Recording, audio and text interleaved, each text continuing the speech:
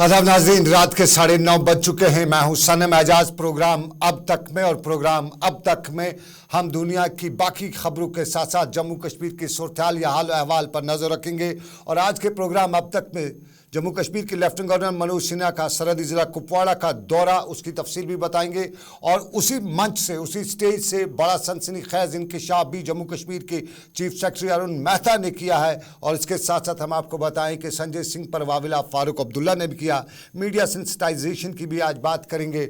और श्रीनगर के शरीफाबाद का पटवारी क्या कमीना है, ये भी आज के इस प्रोग्राम अब तक में बताएंगे। लेकिन सबसे पहले आपको बताएंगे कि जम्मू कश्मीर के लेफ्टिनेंट गवर्नर मनोज सिन्हा ने आज सरहदी जिला कुपवाड़ा का दौरा किया।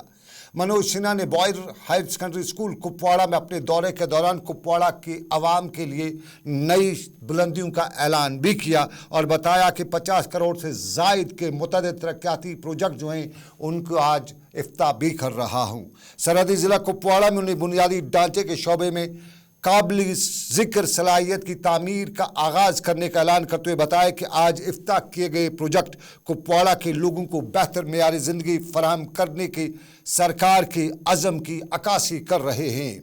मनोज सिन्हा ने बताया कि मौजूदा माली साल में जम्मू कश्मीर इंतजामिया 3241 कामों को मुकम्मल करने का हदफ रख चुकी है और मुस्तकबिल में तमाम शोबों की तरक्की और को यकीनी बनाया जाना है। ज़िले में तरक्की की रफ्तार को तेज़ करने के लिए सरकार के हवाले से उन्होंने बताया कि मनोज सिन्हा ने बताया कि कुपवाड़ा में 3144 करोड़ रुपए से जायद की मालियत के 20 बड़े बुनियादी ढांचे और उनके मंसूबे ज़ेर तकमील हैं जो मुस्तकबिल में तरक्की की मिसाल होंगे और इससे मुल्क में खुशहाली आएगी। उन्होंने बताया कि जम्मू कश्मीर की इंतज़ामिया कुपवाड़ा की में सयाहत को वसी सलाहियत है उसको और बढ़ावा दे रही है और हम यानी सरकार इस खूबसूरत खित्ते के लोगों को समाजी और इक़्तिसादी हालत को बदलने और नौजवानों को वसी मौक़े फराहम करने के लिए सयाहत के शोबे को भरपूर फ़रोग़ भी दे रही है। उन्हें यहाँ पब्लिक रिप्रेजेंटेटिव से भी बात की और उन्हें बताया कि किसानों की हौसला अफजाई करें और उन्हें पीएम फसल बीमा योजना और ज़राअत से मुतल्लिक दूसरी स्कीमों की जानकारी भी दें। और उन्होंने किसानों पर जोर दिया कि वो क्रेडिट सोसाइटीज़ को भी कायम करें। उन्होंने रोज़गार की बात करते हुए बताया कि यकीनन वो अब की बार कुपवाड़ा और आसपास के इलाकों के 6000 नौजवानों को खुद रोज़गार के मंसूबों से मुंसलिक करेंगे ताकि वो अपनी कारोबारी ज़िंदगी शुरू कर सकें। और बिजली की बात भी जम्मू कश्मीर के लेफ्टिनेंट गवर्नर मनोज सिन्हा ने कही और बिजली की बात करते हुए बताया कि हम मुअज़्ज़िज़ शहरी हैं, मुअज़्ज़िज़ लोग हैं और मुअज़्ज़िज़ लोग बिजली का बिल भी अदा करते हैं। मनोज सिन्हा ने बताया, सुनिएगा उन्हीं की ज़बानी। अलाइड सेक्टर में बी कीपिंग पर काफी ध्यान यहाँ दिया गया है। 2019-20 में कुल हनी का उत्पादन 765 क्विंटल था, जबकि पिछले वर्ष 1980 क्विंटल हनी का उत्पादन इसी कुपवाड़ा जिले ने किया है। मिल्क प्रोडक्शन में अब कुपवाड़ा सरप्लस बन गया है। पिछले वित्तीय वर्ष में 264 डेयरी यूनिट यहां स्थापित की गई थी, लेकिन इस वित्तीय वर्ष में 300 डेयरी यूनिट कुपवाड़ा के विभिन्न इलाकों में स्थापित हो रही हैं। ये प्रगति है कुपवाड़ा की। अभी कई साथियों ने एग्रीकल्चर और रिलायंस सेक्टर की बात करी।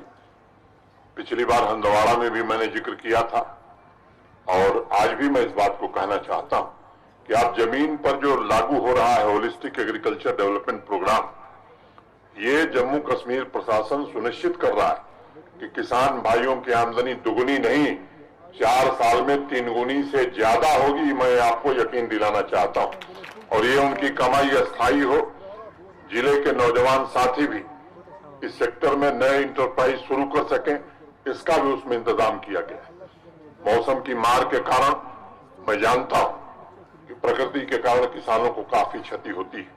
पहले 2 ही जिले थे यहाँ के जहां फसल बीमा योजना लागू थी। अब जम्मू कश्मीर के हर जिले में फसल बीमा योजना पूरी तरह से लागू कर दी गई और हार्टिकल्चर के भी जो हमारे किसान हैं उनके लिए भी योजना के टेंडर जम्मू कश्मीर प्रशासन ने निकाल दिए। मनोज सिन्हा सरहदी जिला कुपवाड़ा में थे। तामीर और तरक्की की बात मनोज सिन्हा कर रहे थे और कुपवाड़ा के मुख्तलिफ इलाकों का उन्होंने जिक्र करते हुए कहा कि सयाहत का पोटेंशियल है और यहाँ पे टूरिज्म जो है उसको नई वस्तु तक ले जाने की सरकार की कोशिश है।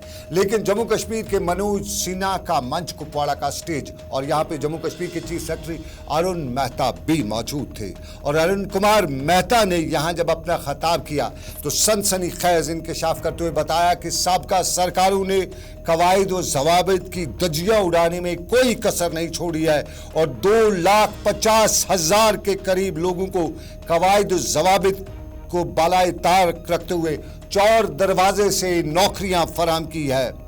जम्मू कश्मीर में बेरोजगारी का हाल अहवाल भी उन्होंने बताया और बताया कि जम्मू कश्मीर की इंतजामिया बेरोजगारी पर काबू पाने के लिए इकदामात उठा रही है।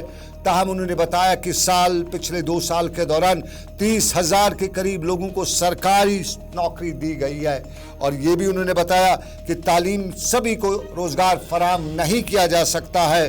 ताहम लोगों को खड़ा करने के लिए अपनी टांगों पे खड़ा करने के लिए नौजवानों के लिए सरकार की स्कीमें भी है। जरा सुनिएगा जब उन्होंने कहा कि मुझे शर्मिंदगी महसूस हो रही है कि पिछली सरकारों ने कवाबित जवाबित की धज्जियां उड़ाई है और ये सब कुछ जो है 2.5 लाख के करीब बैक चैनल से व बैक डोर से नौकरियां दी हैं, यानी माल कमाया है। मनोज ये सुनिएगा चीफ सेक्रेटरी जम्मू कश्मीर अरुण मेहता क्या बताते हैं।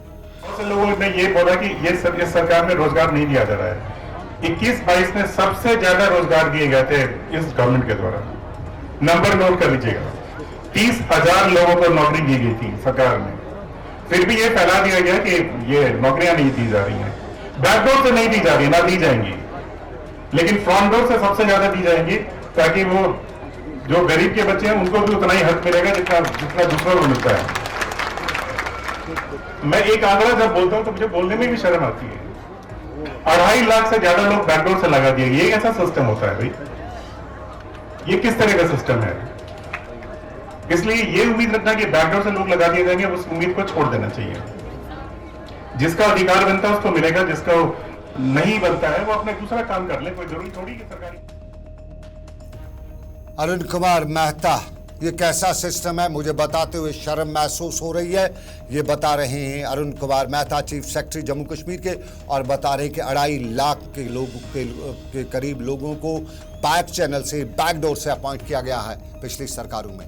ये सिस्टम का सबसे बड़ा सवाल और सिस्टम के सबसे बड़े ओहदेदार, ना ये पॉलिटिकल शख्स हैं कि किसी पॉलिटिकल पार्टी पर इल्ज़ाम लगाएं, ना ये आम आदमी है, ये हमारी जम्मू कश्मीर की सिस्टम के सबसे बड़े ओहदेदार हैं और इनके बाद अगर कही जाए इनसे ऊपर जो है लगभग कोई सिस्टम में नहीं आता है। पॉलिटिक्स में मनोज सिन्हा वगैरह जो एलजी वो आते हैं, लेकिन ये सबसे बड़े ओहदेदार हैं जम्मू कश्मीर के और ये बता रहे हैं कि पिछली सरकारों ने 2.5 लाख लोगों को बैक चैनल से रोजगार दिया है, एम्प्लॉयमेंट दी है। तो साफ जाहिर है उन्होंने मुफ्त में नहीं दिया होगा, बड़े माल पानी कमाया होगा और उस माल पानी कमाए जाने के पस मंजर में सवाल सबसे बड़ा यही है कि क्या करेगी सरकार। अगर खुद चीफ सेक्रेटरी बता रहे हैं तो इसमें कोई लेपा पोती नहीं है। खुद चीफ सेक्रेटरी बता रहे हैं कि 2.5 लाख लोगों को बैक चैनल से जो रोजगार दिया गया है, तो फिर सरकार जो है सिस्टम जो है उन बैक चैनल से रोजगार देने वालों के खिलाफ क्या कार्रवाई कर रही है, कर चुकी है, क्या वाइट पेपर ला चुकी है, क्या कोई ऐसा अमल किया जा सकता है जिससे लोगों में एतमाद हो। क्योंकि हमारे एलजी की इस वक्त की जो एडमिनिस्ट्रेशन है, जिसकी इस वक्त मनोज सिन्हा की जो एडमिनिस्ट्रेशन है, वो इस वक्त बता रही है कि हम ट्रांसपेरेंसी पे यकीन रखते हैं, हम जो रिश्वतखोरी है उसके खिलाफ सख्त कार्रवाई कर रहे हैं, हम बैक चैनल के खिलाफ है और हम किसी को भी बैक चैनल से जॉब नहीं देंगे। तो सबसे बड़ा सवाल यह है कि अगर ट्रांसपेरेंसी है तो उन लोगों को कटघरे में क्यों खड़ा नहीं किया जाएगा जिन लोगों ने ये सब कुछ किया है? क्यों उनके नाम वाइट पेपर में नहीं लाए, पब्लिक को बताए जाएंगे कि किसने क्या किया है, कौन चोर है, कौन उचक्का है, ये सब पब्लिक के सामने आने चाहिएगा। साफ जाहिर है पिछली सरकार में नेशनल कॉन्फ्रेंस थी, कांग्रेस थी, पीडीपी थी, बीजेपी थी। हमने बीजेपी के कविंदर गुप्ता से शाम गए बात कर रखी है,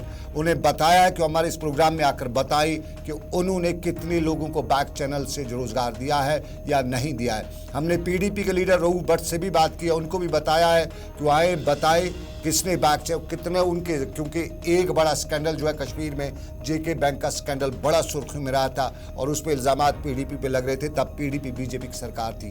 तो हम उनसे पूछ रहे थे उस बैक चैनल पे हवाले से क्या कुछ आपका कहना। नेशनल कॉन्फ्रेंस में भी आज खामोशी इस मामले को रही, किसी बड़े लीडर किसी तर्जुमान ने बात नहीं की, इस मामले पे फ़ोन ही नहीं उठाया क्योंकि सब जानते थे। और कांग्रेस का तो फिलहाल जम्मू कश्मीर में इस हवाले से बात कम ही की जाती है। लेकिन आपको बताएं हम इस मुद्दे पे चलेंगे, कोशिश करेंगे हम कि हमारा कविंदर गुप्ता से रब्ता हो, हमारा रब्ता हो रोहू भट्ट से और उनसे जाने की क्या कुछ सूरत है। लेकिन पहले एक छोटा सा तजारती वक्फा, ब्रेक के बाद हम कोशिश करेंगे कि वो हमारे इस प्रोग्राम में लाइव नशरियात में साथ रहें और बताएं कि क्या हुआ है।